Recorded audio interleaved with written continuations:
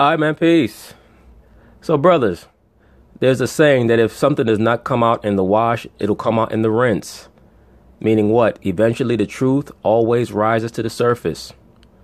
I say all that because Mr. Ray Allen, future NBA Hall of Famer and all-time great shooter, has an autobiography coming out, which seems to address much of the discord that now exists between him and his former team, the Boston Celtics. For those of you who don't know, Ray Allen entered the NBA in 1996. He played for the Milwaukee Bucks, the Seattle Supersonics, the Boston Celtics, and the Miami Heat. And he was able to win a championship with the Boston Celtics in 2008 and a championship with the Miami Heat in 2013. And the reason for the discord between he and his former teammates on the Boston Celtics is the championship that he won in 2013 with the Heat. Because in their mind, there was a blood feud that existed between them and the Miami Heat, and Ray Allen crossed over enemy lines to side with the adversary. Now, for those of us who are objective and we remember the exact parameters in which Ray Allen's crossing over occurred, we know that it was due to the fact that Boston was trying to phase him out, and he never seemed to fit in with that locker room anyway. Ray Allen has always come off to me as someone who marches by the beat of his own drum, and he most likely was not willing to conform to the culture that was established in the locker room by Mr. Kevin Garnett. Please understand that Kevin Garnett and Paul Pierce are childhood friends. So even though the media has always projected the Boston Celtics as a triumvirate of Paul Pierce, Kevin Garnett, and Ray Allen, it was more like 2 plus 1. And by 2010, Rajon Rondo's rise to prominence pretty much made it 3 plus 1. So Ray probably never felt like he was one of the guys. And then in addition to that, Doc Rivers tried to marginalize him, tried to platoon him with Avery Bradley, and then tried to trade him. So whenever we remember history, we always have to do so objectively and factor in what actually occurred as opposed to media narrative. Now the media is trying to act as if they don't know why there is so much distance between Ray Allen and his former teammates. Well, he has a book coming out, and they're going to talk about it, and I'm going to chime in. Antonietta, thank you. Meanwhile, in the NBA, in his new autobiography, Ray Allen says that Rajon Rondo told his teammates in a team meeting during the 2010-2011 season that he carried all of them to the championship in 2008. Now, I'm not surprised by that. For those of you who remember, Rajon Rondo was looked at as the weak point of the 2008 Boston Celtics, but by 2010, he started to rise to prominence as one of the top point guards in the NBA. He was the triple-double machine back in 2010 and 2011 and 2012 before Russell Westbrook rose to prominence. Many people forget that before Rajon Rondo tore his knee up, he was viewed as the number 1 point guard in the NBA. But during their championship season, he was not that guy. The problem with Rajon is that his ego grew to be a little bit out of control. And there is some revisionist history in regards to that Celtics locker room and who was who was disliked, and who was friends with who. But due to the fact that they seemed to like Rajon a little bit more than they liked Ray, they wanted to put aside the issue that they had with Rajon so that they can all come together to form against Ray Allen. according to Allen, the rest of the squad responded to the claim in unison. You what? On that note, we welcome Will Kane to the show. Hi, Will. Good morning. Thank you so much for being with us. I'm going to start with you since you're a lovely guest here. Hey, did you guys hear that? That little come on line from Molly? Remember, I told you guys, it would not surprise me if there's a little something going on between these two. ESPN has a collegiate atmosphere, meaning what? Everybody's just fucking everybody up in there, in that campus. So, of course, I don't know for a fact whether they're doing something. But I did peep the way that Will Kane looked at Molly a few episodes ago. And now she decides to send forth that little, that little gesture of romance, per se. Why would you tell another man that he was bringing beauty to their show? Or that he was lovely, per se. What guest does she say that to? Who looks worse in this one, Ray Allen or Rajon Rondo? Without a doubt, Rajon Rondo. But that doesn't mean I take Ray Allen's words as gospel here. I don't think as you read through this, there's any real angels in this scenario. I think everybody has their own personality quirks, and as you read through it, honestly, on some of these relationships, for example, with Kevin Garnett, Ray Allen sounds sensitive. You know, he sounds like, you know, Kevin Garnett saying he's a bigger tipper. You can read some of these things in these passages from this book. Or Kevin Garnett telling him not to dribble in the locker room. You know, makes Ray seem a little bit, yeah, maybe Kevin's gruff. Maybe he's kind of hard at times to be around, but a little sensitive. And I don't know if Ray's being sensitive as much as that was his way of saying that Kevin Garnett tried to act as if he was a rookie and not a peer. Ray Allen did not want to be treated like that. I'm pretty sure that Kevin Garnett did not speak to Paul Pierce in the same way that he spoke to Ray Allen, especially after Kevin Garnett seemed to assess that Ray's personality was not to conform. Kevin Garnett is certainly what you'd call a meathead. He's one of these guys who thinks, similar to a LeBron James, even though their personalities are not similar, their intent is similar, which is to take over the locker room and everybody has to fall in line under them. And if you're not willing to do that, they're going to try to demonize you or get you out in some way, shape, or form. Now, Kevin Garnett knew that he couldn't do that with Ray, so he spent most of his time trying to wear Ray down into becoming part of the collective. Whereas Ray Allen, in my view, just viewed it as being a job that he may have enjoyed, but he was not going to act like he was one of the guys if that's not what his interest was. And I think that was the seed of much of the distance between Ray and the rest of his teammates. And Ray liked to separate himself from the group. They all said that. Ray wouldn't go to dinners, wouldn't show up to functions. So I don't think Ray's any angel in this scenario. But here's the deal with Rajon Rondo. My judgment on him, on how he comes off in this, is trying to place this into a larger context, okay? Is Rajon Rondo a good teammate? Well, look at his history. Look at every team Rondo's been on. What has he left behind in his wake? Wreckage, controversy, drama, from Dallas to Chicago to Sacramento. I think that you're always going to see that when you have certain players who have a particular personality, especially if they tend to be highly intelligent. You're constantly going to see players who have high intelligence be associated with being nonconformist, being quote-unquote non-committal, establishing issues in the locker room, not being a quote-unquote good team guy. It's just that some players will be a little bit more confrontational than others. Like, for example, the player with the Boston Celtics, Mr. Jaylen Brown, who suffered a very scary fall in the game against the Minnesota Timberwolves. He's been associated with the sentiment that he may be, quote-unquote, too smart for his own good because he's recently come out with certain comments pertaining to the so-called black man's place in this society, as well as his belief that black men are marginalized in America unless they're athletes, and his interest in other languages and culture, things of that nature. An NBA executive was on record as stating that Jaylen Brown may be, quote-unquote, too smart for his own good.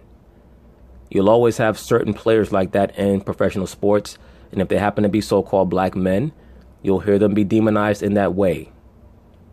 I think Rondo's a loyal guy, and he's loyal to guys like Paul Pierce and Kevin Garnett, and he had some glory days there. But he is...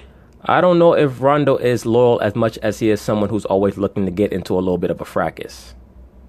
I think that he enjoys getting into a fracas. Now, he is someone who is highly intelligent, but there's a difference between having the term or the label of a malcontent as opposed to being someone who proactively tends to be confrontational in the locker room, which is associated with Rajon. And when you're going from team to team and your name is the variable that never changes, it may be a you issue. It may not be that they just have it out for you. He has ever since that time struggled to create or try to impose the same exact thing on other teams he's been a part of, and he hadn't fit in. So I look at this and I go, yeah, I don't know how Rondo comes off particularly, somebody you can champion or go, yeah, great teammate from this story here. Rondo to me is also a holdover from the little bit of hardcore era that was left in the NBA at the end of the 2000s. When the 2010s came in, that's when you started to have much more of the free-flowing three-point shooting style that has become in vogue in the NBA now. He came into the NBA, I believe, in 2006, so he was there at the very end of the hard-nosed grit and grind era of the 2000s, where teams were much more physical. He still holds on to that feudalistic mentality of it's us against you. Let me say this. Ray Allen, for the most part, is class personified. Ray Allen is a future Hall of Famer, one of the greatest shooters we've ever seen. He's a good dude. I know his mom, who's a member of the NBA Moms Association. Yeah, but what does all that have to do with the topic, bro? Why do people do this? Stephen A. loves to do this shit all the time. I know his mama, and he's a good dude. Nobody cares if that's what you think about him. The question is, who looks worse in Ray Allen's statements in his biography, him or Rondo? That's it. You don't have to couch it in knowing his mama and all this other shit. They're absolutely wonderful. I love them dearly. I will tell you this, though. Rondo doesn't look bad here. It's Ray Allen that looks worse. The reason why you're saying that is because you also hold on to that mentality of us versus them, because you're a holdover from that mentality of the 70s and 80s and 90s of this team against that team and this city against that city. And this is why I tell you, brothers, that is LeBron James' greatest contribution to the NBA, is that he helped many players let go of that understanding that you should have some loyalty or fidelity to a fan base and to a city. And here's why. Rondo has backup. KG doesn't have a problem being around Rondo. Paul Pierce doesn't have a problem being around Rondo. Right, but is it because they like Rondo, or is it because they all agree that they dislike Ray Allen? Doc Rivers doesn't have a problem being around Rondo. That was not the story about 5 years ago. About 5 years ago, the storyline was that Doc Rivers and Rajon Rondo were at each other's throats. Once again, this seems to be more of the enemy of my enemy is my friend type of deal. Then we love Rajon Rondo, we just don't like Ray. So, etc., etc. That's why I did a video about this topic a few months ago called 5 Bitches Attack Ray Allen, or 5 Hoes Attack Ray Allen, one of the two. Because that's how these guys were conducting themselves. Rajon and Paul Pierce and Kevin Garnett and Big Baby. It just looked ridiculous. Why? Because Ray Allen was the one that got up and went to Miami. It's not that he left Boston. It's that A, he went to the nemesis, and B, he did so, and Paul Pierce was on the record talking about, damn, it would have been nice if we got a phone call or something. That was his issue with it. KG is as real as it gets. Obviously took it a hell of a lot harder. KG, if you looked at what he said, if you look at how he acted, what he didn't say, sometimes you're most conspicuous in your silence than in your actual words. KG came across as an individual that felt betrayed. Will Kane, when betrayal becomes a part of the narrative, nothing usurps that. I still don't understand how people could use that term betrayal in regards to professional sports. These guys are private contractors. You have to go to whatever team, decide that they're going to pay you what you think you're worth, and whoever gives you the best opportunity to win, in your view, in this current NBA climate, this current financial climate.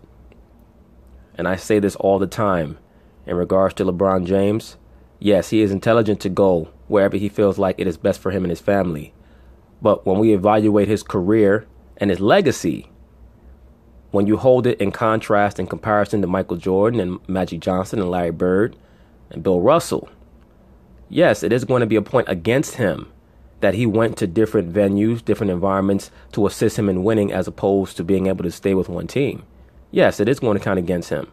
But in every other category, it is going to be a plus that he decided to exert his power and utilize his power, as opposed to just allowing himself to be a vassal and an indentured servant. Why do that? It's like a dog who's chained to a pole in a yard, and then the dog gets unchained and it still stays there, as opposed to running around the yard. Utilize the freedom that is given to you. So we can look at Rondo, and we can look at his stint in Chicago when he got into some little beef with D. Wade and Butler. And we can look at him in Dallas when Rick Hall had him exiled there, whatever. His stint in Sacramento hasn't been that great, even though he's had some good moments in New Orleans. But when he was in Boston, he was a young cat on the come up where everybody, especially ESPN, were talking about the Big Three, and the Big Three was here doing commercials and all of this other stuff. Rondo was like, I'm the point guard, the ball's in my hand. And last time I checked, I could ball too. Let's not leave me out. But that was a young kid on the come up, that wanted his own recognition. Wasn't ideal in terms of how he handled things, and I'm sure there's proof or legitimacy to what Ray Allen is saying. But to answer the question directly as to who looks worse, it's Ray Allen, because in the end, this is an extension of the betrayal that guys feel. I don't feel that way, but they felt like, yo. No, you feel that way also, Stephen A. You feel that way also. That's why you're taking that stance, because you feel that way as well. You just don't want to say it on TV because you feel as if you have an association with Ray Allen and his mother. But you feel that way as well. You're being disingenuous. Because if you truly didn't feel that way, you would not hold on to that perspective. You would say that you think that the other members of the Boston Celtics were being a little bit irrational, unreasonable, for believing that Ray Allen could have betrayed them in that way when it's just a sporting field. That's all it is. We're talking about the entertainment industry. People go from one team to the other all the time. Kevin Garnett himself was with Minnesota. He was with Boston. He was with the Nets. He was with Minnesota again. Like, that's what happens in the sporting world. It's okay. It's a big fraternity. Now, betrayal is, this guy's my teammate and I found out he's sleeping with my wife. That's betrayal. Betrayal is not a former teammate utilizing his free agency rights.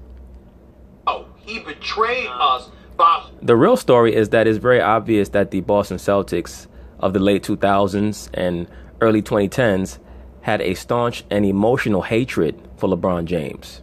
That's what's obvious.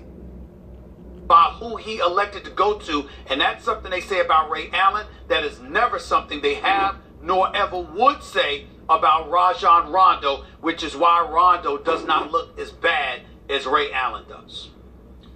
Rondo looks worse. Neither guy looks good. Let's start with Ray Allen.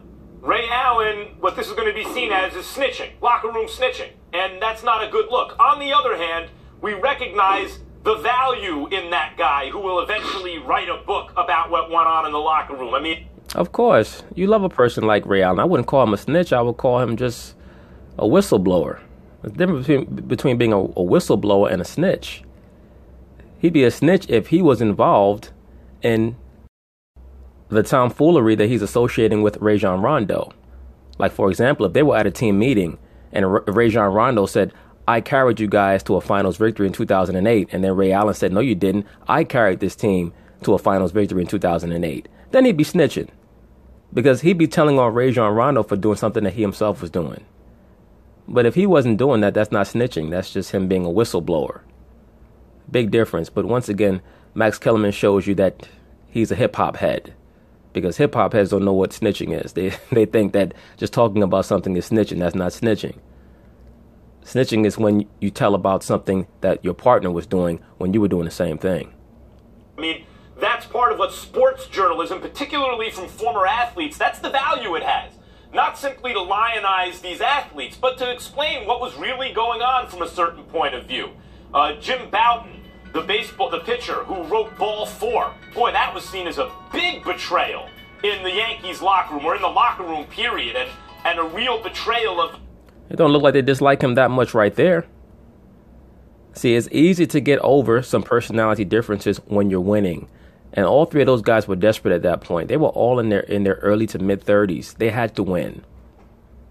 What happened was that Kevin Garnett decided that he was going to take over the locker room, and he does have a very domineering personality. You can see it even today in his little stint with TNT, that he's someone who is not going to allow anyone to dictate to him. He's going to take over the locker room.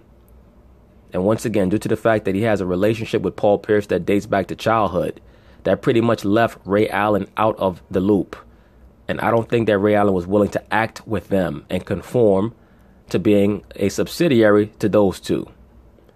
And they didn't like that. Of the kind of unwritten rules and everything, and yet it was a very valuable book. And Rajon Rondo probably picked up on the energy that Paul Pierce and Kevin Garnett were emitting towards Ray Allen and said to himself, I could jump on Ray also. Because these two, they're the leaders of the locker room, and they don't like Ray. So that gives me permission to say things about him. When really, Rajon Rondo should not have been saying anything about Ray Allen. Ray Allen had 10, 11 years of being an all-star in the NBA before Rajon Rondo made a dent in the league. Because it explains brings a time and a place and gives insight into a world that many didn't have. And so there's at least value in it, even though there's an element of snitching involved, of course. I would also say, though, that Ray Allen waited until he's not playing anymore, really. Yes, because he's shrewd. He's intelligent. So, this didn't come out in the middle of their careers, though Rondo still plays. This came out when Allen was done. Rondo still looks worse, though, because you have to find a place. You have to be able to identify a place where he got there, and things all worked out well. He was briefly a brilliant point guard in a league that was kind of shifting under his feet. Absolutely. Absolutely. Well assessed, Mr. Max Kellerman. At the time period where Rajon Rondo was considered the best point guard in the NBA, the NBA was in a stage of transition from the former physical era of the 2000s over to a more free-flowing era of the 2010s, where everyone had to be able to shoot. And that has kind of led to the marginalization of Rajon Rondo because, as we all know, he can't shoot. He can do everything else, but he can't shoot. And that is why he went from being considered the number one point guard in the NBA at one point to now being a player who can barely start, even though he's commonly recognized as a player with a very high basketball IQ and a very high conventional IQ. But still, due to the fact that his style of play is not truly copacetic with what teams want or demand out of their point guard, he's kind of faded into the background. But in terms of, team chemistry and everything, he has not shown to be a boon to these teams, when he arrives. He played well in the playoffs very recently, which was surprising, actually. Like, oh, look at this. He and Dwayne Wade are almost kind of figuring things out a little bit. But the point was, that was a surprise. He's not known as a guy who's going to bring a team together or even deliver you to the promised land. Stephen A., I like watching Rondo play in his prime especially a lot. Well, the fact remains, the higher his usage, the lesser the Celtics' fortunes. But the way it was. I agree, and Max Kellerman is definitely on point with that. Other than 2012, his usage was high in 2012, and they were within a game of getting to the NBA Finals. It's just that it took a magnificent effort from LeBron James in Game 6, a legendary game, one of the top 3 playoff performances for a single game that I can remember seeing in a clutch situation where you had to win or go home. LeBron James' performance in Game 6 in Boston in 2012 was right up there with anything that I can remember seeing. But you're talking about something totally different than we're talking about, Max. We're talking about... I don't know about that, because Will Kane seems to agree with Max Kellerman, not you.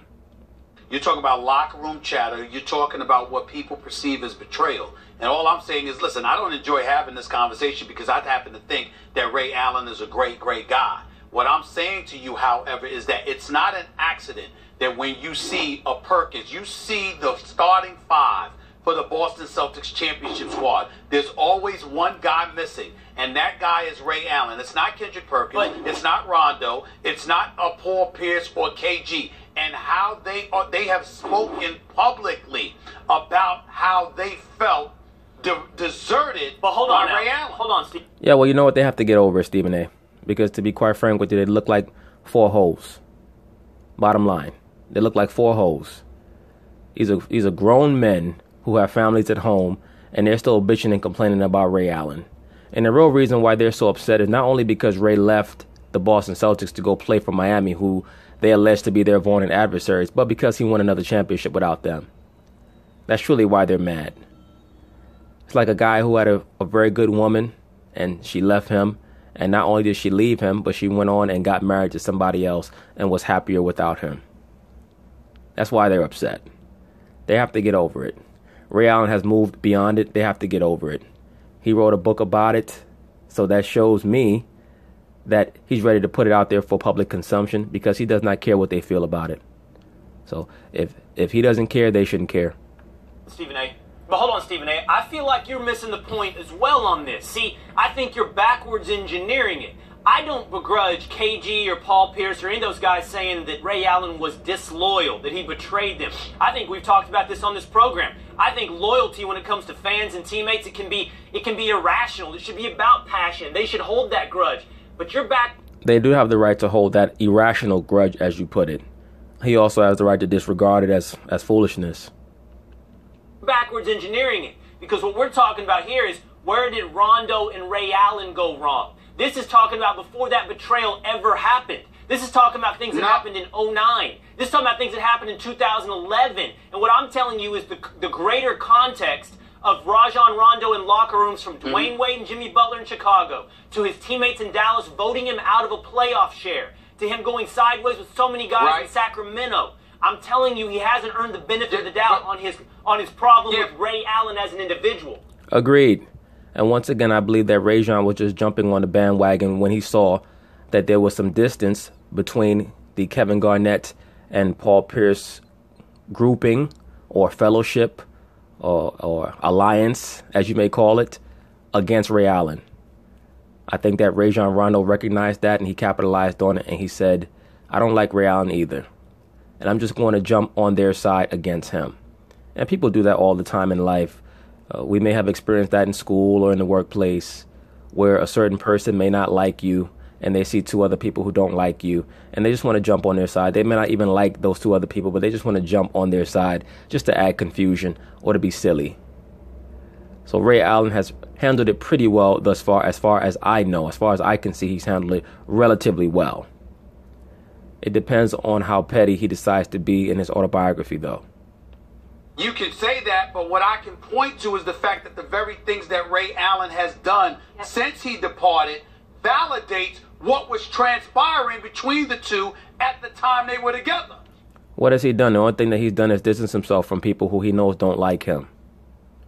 That's all he's done, Stephen A. Smith. Prior to this book coming out, he has not made any statements about them unless he was responding to something that they stated. What has he done? All he did was go to the Miami Heat, dude. That's his right as a free agent. If they want to allege that he was being quote-unquote disloyal, that's their right. When Kevin Garnett requested a trade from Minnesota, when Ray Allen agreed to be traded from Seattle, were they being disingenuous or disloyal, or were they betraying their former franchises? Or were they just exercising their rights? Based on everybody's reaction to one side compared to another. I agree with Will. He doesn't carry that baggage all over the league. That's isolated to one team. We got to go. Will, appreciate you being with us. We'll check you out on the Will Kane Show, 3 to 6 Eastern, ESPN Radio, ESPN News. I don't like people airing out dirty laundry. Just me, though. Hey, But anyway, we'll see what happens once this book comes out. I'm sure that the other Celtics in question are going to read the book. They're probably going to be the first 5 guys to buy it. And then after that, they're going to run on the internet and start talking about Ray Allen and trying to get attention for themselves. Because let's be for real, pretty much the only way that those guys get attention is if they're talking about Ray. Particularly Rondo, who at this point in time knows that he's not going to go to the Hall of Fame, and he's never going to be the starting point guard on a good team or a great team in the NBA ever again. So peace.